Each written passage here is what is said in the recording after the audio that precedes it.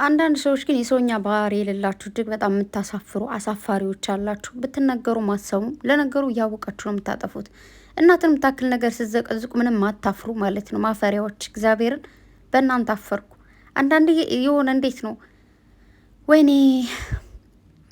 ይውላችሁ የእናንተ እናት ግዴታ መዘቅዘቅ የለባትም። የሌላ ሰው እናት መዘቅዘቋ ስሜቱ እንዲገባችሁ የእናንተ እናት መዘቅዘቅ የለባትም። ገባችሁ? ማንም እናት እናት ነች ቢገባችሁ ማለት ነው። ስታስጠሉ ምን አገባችሁ? ምን አገባችሁ? በሁለታቸው መሀል ቢደባደቡ ቢጣሉ የፈለጉትን ነገር ቢያደርጉ ማለት ነው። አይበለውና ፈጣሪ አያድርገው የሰይጣን ጀሮ ይደፈን እንጂ ቢለያዩ እንኳን ምን አገባችሁ? ይመለከታችኋል? እናንተ ምንም እኮ ይመለከታችሁም። ጌታ የሚመለከታችሁ ነገር የለም። ጭራሽ ተጨማለቃችሁ ስደዳችሁ እንዴ! ምን አይነት አስተዳደግን አደጋችሁት እናንተ ግን ስታስጠሉ። በመቤቴ እጅግ በጣም ነው የሚደብረው። ብታቁ ማለት ነው። እዚህ ጋር ሄኖክና ብሩኬ በሰሩት ቪዲዮ ራሱ ቅምጥል ያብራችኋለች ቢገባችሁ ማለት ነው።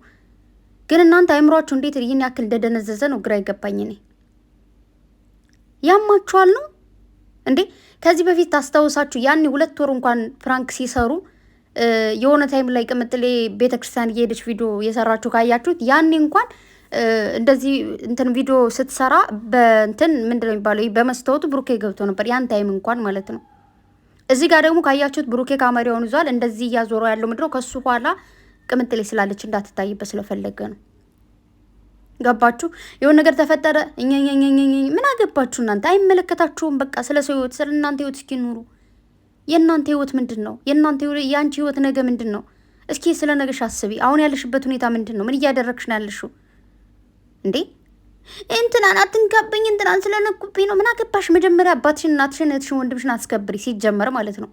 እንደዛ ያን ነገር እህት ወንድሞቻችሁ፣ እናት አባቶቻችሁ ሲነኩ የሚያማችሁ ሰዎች ብትሆኑ እዚህ የሌላን እህት ወንድም እናት አባት አትነኩም ነበር። ግን እናንተ ለቤተሰብም ክብር የላችሁም፣ ለራሳችሁም ክብር የላችሁም። ክብረ ቢሶች ማለት ክብር አይወድላችሁም ሲጀመር እንዴ። ምንድን ነው አፈላችሁ? ምን ሆናችሁ ነው? በሰላም ነው? አይደብራችሁም እንዴ እናንተ ማን ናችሁ? ምን ቤት ናችሁ? እናንተን ብሎ ቀጭ፣ እናንተን ብሎ የሆነ ይህን ስራ ይቀይሩ፣ እንደዚህ አይስሩ፣ አይቀይሩ እንዴ። ወንጀሉ ለራሳቸው ነው፣ ጽድቅም ለራስ ነው፣ ኃጢአትም ለራስ ነው። ራሴን ችዬ ነው ኃጢአተኛ መሆኑ፣ ራሴን ችዬ ነው ጻድቀኛ መሆኑ። ምን ነው? አረ እንደው የሚያበርድ ነገር ያብርድላችሁ፣ አብራጅ ነገር ይስጣችሁ። ሌላ ምንድን ነው የሚባለው እንዴ? እግዚአብሔርን በጣም ነው የሚያስጠላው። በዚህ አንዳንዶቻችሁ ዝም ብላችሁ መጣላት ከፈለጋችሁ እርስ በርሳችሁ ተጣሉ። እርስ በርሳችሁ የመሰዳደብ የጸውሱ ካለባችሁ ራሳችሁን ችላችሁ ተሰዳደቡ። እኔ ቅምጥሌን ስለምወክል ነው ብሩኬን ስለምወክል ነው አይመጣው ውሸታም ሁላ። እናንተ ነገር መብላት እድሜ ይሁን እንዴት ነው ያደጋችሁበት አስተዳደግ ይሁን አሁን ያላችሁበት ኑሮ ይሁን የትኛው እንደውም ባላቅም እናንተ ነገር ካልበላችሁ አይሳካላችሁ። እስኪ ነገር አትብሉ እንዴ! እስኪ ራሳችሁን ሁኑ። ይሁን አትመሩ። ሲጀመር በጣም ብዙዎቻችሁ ተመርታችሁ ነው የምታደርጉት እንዴ። እንደዚህ ስለተባለ ነው እንትና እንደዚህ ብላይ ነው። በውስጥ እንኳን ስትጠይቁ ለምንድነው የምታደርጉት? የሆነ እንትና እንደዚህ ስላደች ነው። አረ ምንድን ነው እንዴ? መጀመሪያ ደረጃ ይውላችሁ ችግር ሲመጣም ደስታ ሲመጣም መጥፎ ነገር ሲያጋጥማችሁም ጥሩ ነገር ሲያጋጥማችሁም የሆነ ነገር ስታደርጉም ሳታደርጉም ራሳችሁን ተማምናችሁ አድርጉ። እናንተ አንድ ሰው ናችሁ፣ 7 ወይም 8 ሰው አይደላችሁ። የእናንተ አይምሮ የምትጠቀሙበት እናንተ አንድ ሰው ናችሁ። ሌላ ስንትም ሰው አይደለም የሚጠቀምበት እንዴ።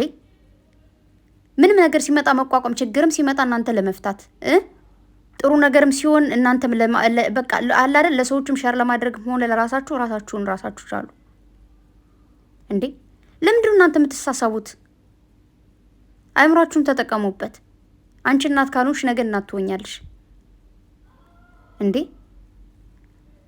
እግዚአብሔርን በጣም ነው የምታስጠሉት። የሆነ ክብር የላችሁም፣ ክብር አይወድላችሁም። ስትሰደቡ ተሰደብን፣ ስትከበሩ ተከበርን ብላችሁ ጭራሽ ናላቸው ላይ ወጣችሁ ጲፕ ትላላችሁ ማለት ነው። ምን አለበት እንደ ትልቅነታችሁ ብትከበሩ? ለምንድነው እኛንስ የምታሰድቡን እንዴ? እግዚአብሔር በእናንተ የተነሳኛ ሁላችን እየተሰደብን እኮ ነው። ሴቶች እየተባልን እንሰደባለን። አንዴ ስትፈልጉ ብሩኬን እንትን ታረጋ ይውላችሁ። አድናቂና ይህ ወዳጅ ደግሞ አፍቃሪ ይለያያል እንዴ። እግዚአብሔርን በጣም ነው የሚደብረው። በቃ እኔ አንዳንዴ በእናንተ የሆነ ተቀላቅለን ከእናንተ ጋር ህዝብ ተቆጥረን ነው የምንሰደበው። ስለዚህ ፕሊስ አታሰድቡን፣ አትሰደቡ፣ ተከበሩ። መከበርን የመሰለ ነገር የለም እንዴ። ገና እናንተ ስማችሁ የሆነ በፌክ ነገር ስለተጠቀማችሁ አይደለም። የተሸፈነ ነገር በአደባባይ እግዚአብሔር አውጥቶ ዋጋ ያስከፍላችኋል። አርፋችሁ ተቀመጡ፣ እንከባበር። እነሱ የፈለጉትን መስራት የፈለጉትን ማድረግ፣ ይዋደዱ፣ ይደባደቡ፣ እኛ አይመለከተንም። ስለዚህ አርፋችሁ ተቀመጡ፣ ተከበሩ።